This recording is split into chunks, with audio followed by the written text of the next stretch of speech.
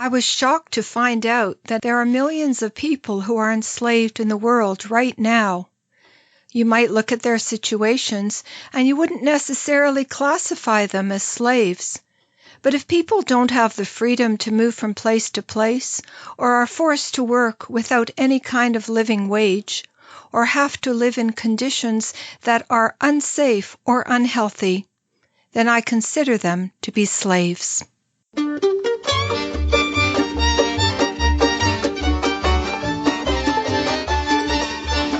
This is the Book of Life. I'm Heidi Rabinowitz. A Cage Without Bars is a middle-grade historical novel that tells the little-known story of Jewish children in the 1500s who were enslaved on the island of São Tomé. I spoke with author Anne Dublin, who is also the Book of Life's Canadian correspondent, by Skype from her home in Toronto.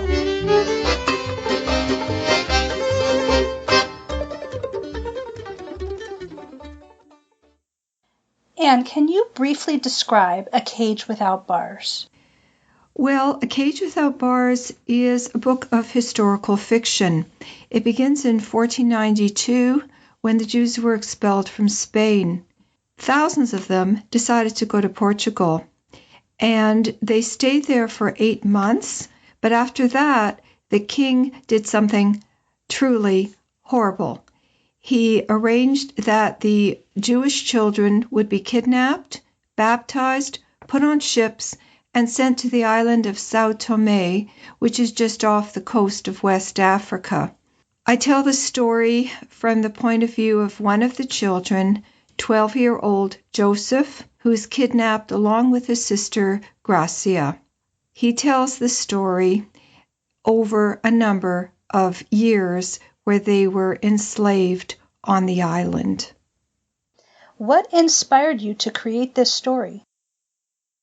Well, Heidi, for the longest time I couldn't really remember where I got the idea for the story.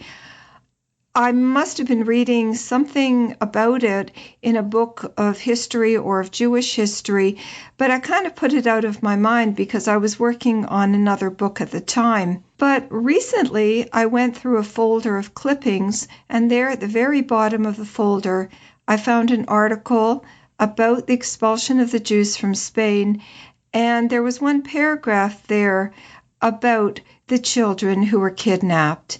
So I guess that was the germ of the idea, and it just was in the background of my mind for a long, long time, and finally came to the front.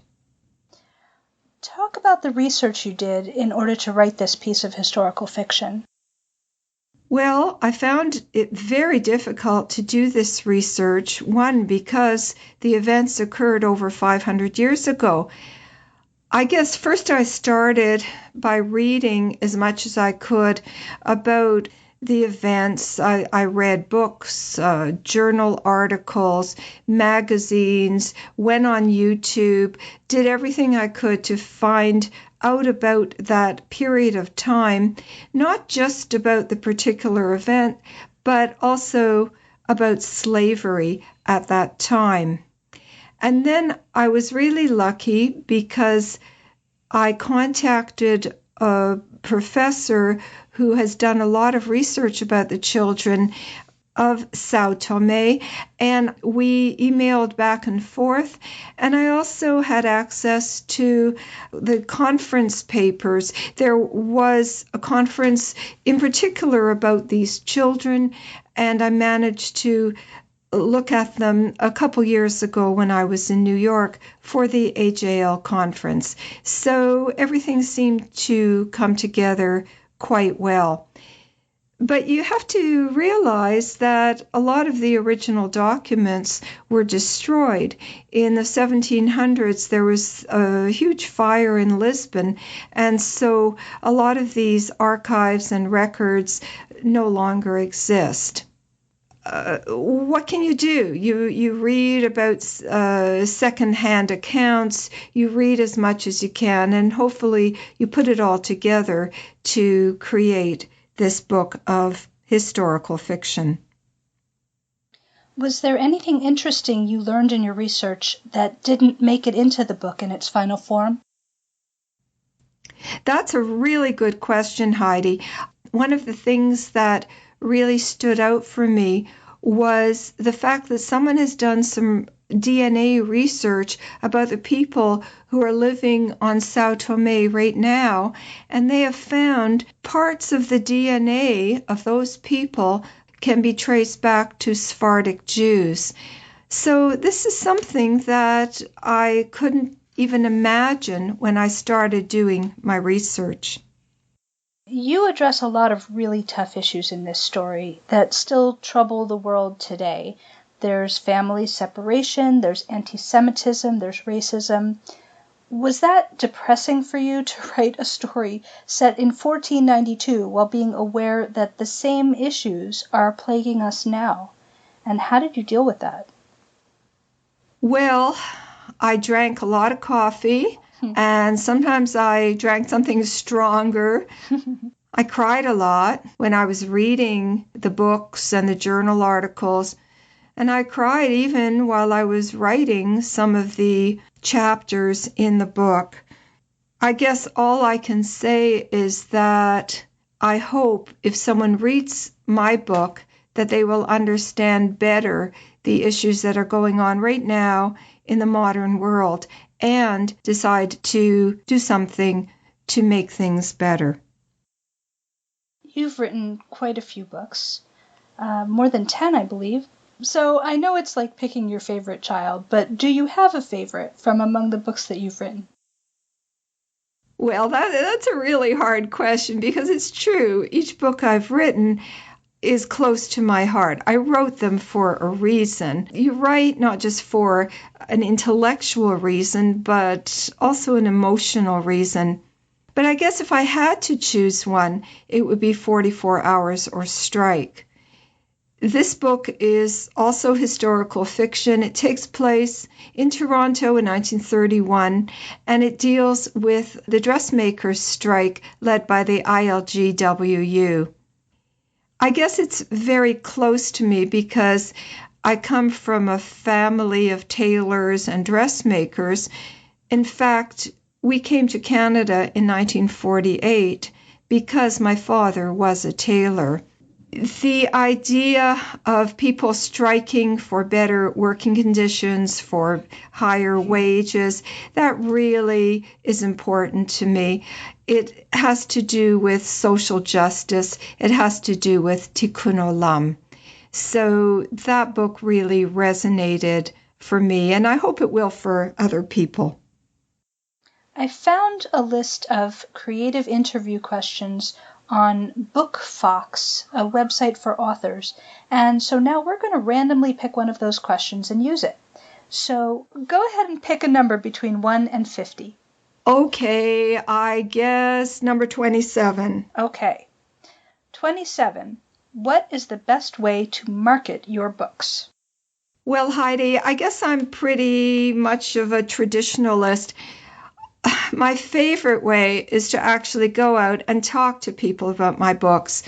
I like to look at them face to face, hear their questions, engage with them in some kind of discussion about the issues or problems or characters in the book. I know I should be using social media more, and I try my best. I'm on Facebook, I have a website, but really my favorite way to market the books is actually to speak with people about it. And you've been helping me on this podcast, on the Book of Life, for many years, acting as our Canadian correspondent and recording interviews with Canadian authors about their Jewish books. Can you talk a little bit about that experience? Heidi, I love being the Canadian correspondent of the Book of Life. It allows me to meet other authors or musicians or journalists and talk about their books and explore this whole world of Jewish culture and literature. Which interview was the most fun to do? I'm not sure which interview was the most fun to do. I have to think about it. Oh, yeah. Okay. I know. Most fun was when I went downtown Toronto and interviewed David Sachs, who had just written a book called Save the Deli. It's a fun book. It's a book where he interviewed different owners of delis and tried to find out what makes a deli so popular in many places. It was a great launch. You walked into the restaurant. It was a restaurant. It was Kaplansky's Deli on College Street, and they were serving corned beef sandwiches on fresh rye bread. You could smell these wonderful sandwiches, this food, and people were so excited to have a launch at a place like that, at an important deli in Toronto. So when you said Kaplansky's, I Googled it, and I see that their College Street location actually closed. But apparently they have a location in Terminal 3 of the airport. So it says, "Come fly with meat." So it's interesting that the book was called Save the Deli, but the deli in which they launched is no longer there. That's kind of ironic. Can you give us an overview of Jewish publishing in Canada today? Well, Heidi, that's a really hard question because I don't know everything about publishing in Canada or Jewish publishing in Canada for that matter. I'd say it's doing well. There are a few smaller publishers that unfortunately have gone under, but luckily we have government subsidies that help publishers stay in business. And I also am very pleased about two major Canadian Jewish Book Awards. One is called the Canadian Jewish Book Award, and it's sponsored by the Koffler Center, and the other is the Canadian Jewish Literary Awards.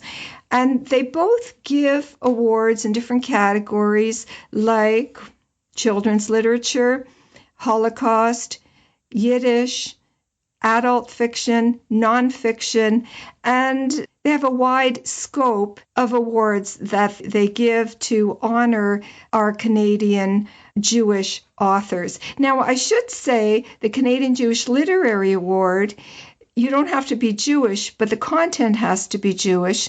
With the Koffler Awards, you have to be Jewish, but the content doesn't have to be Jewish. So that opens up the box to a lot of possibilities. It's time for our Tikkun Olam moment. And what action would you like to invite listeners to take to help heal the world? Oh, Heidi, there's so many ways that we can try to make the world a better place. But I guess I should focus on two of the websites that are in my book, the ones where people can go and actually do things to fight against slavery. One is in the United States. It's called Free the Slaves, and it's www.freetheslaves.net. And the other one is a movement called the Anti-Slavery International. That's in England. And the website is www.antislavery.org.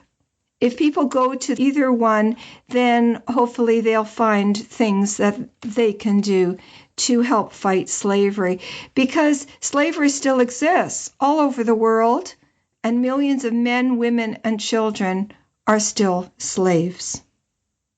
Anne Dublin, thanks for being the Book of Life's Canadian correspondent, and thanks for speaking with me about A Cage Without Bars.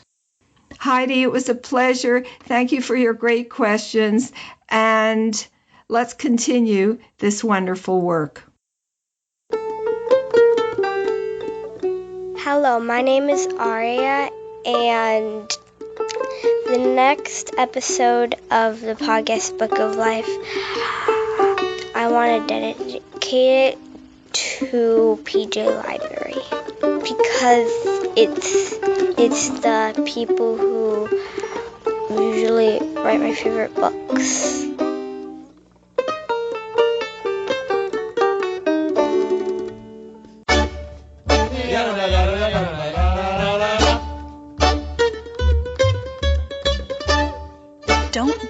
stranger, say hi to Heidi at 561-206-2473 or bookoflifepodcast@gmail.com.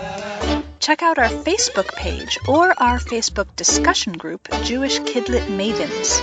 We are occasionally on Twitter, too. There are lots of ways to support the show through Patreon and through donations to our home library, the Feldman Children's Library at Congregation B'nai Israel of Boca Raton, Florida. You can find links for all of that and more at bookoflifepodcast.com. Our background music is provided by the Freilach Makers Klezmer String Band. Thanks for listening, and happy reading!